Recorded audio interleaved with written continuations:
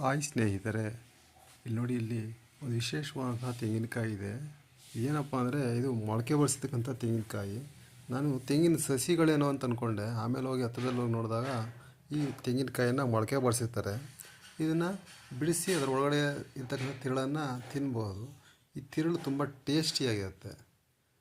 ಈ ಒಂದು ಟೇಸ್ಟಿಯಾಗಿರ್ತಕ್ಕಂತಹ ಒಂದು ಏನಿದೆ ಇದು, ಆ ಒಂದು ತೆಂಗಿನ ಸಸಿಯನ್ನು ನೆಲದಲ್ಲಿ ಹೂಳಿ ಅದೊಂದು 3 ತಿಂಗಳ ನಂತರ ಅದನ್ನು ತೆಗೆದ್ರೆ ಈ ರೀತಿಯಾದಂಥ ಒಂದು ಗಿಡ ತಯಾರಾಗುತ್ತೆ. ಈ ಗಿಡವನ್ನು ನಾವು ತಿನ್ನಬೇಕಂದ್ರೆ ಆ ಗಿಡ ಮತ್ತು ಅದು ವೇಸ್ಟ್ ಅದು.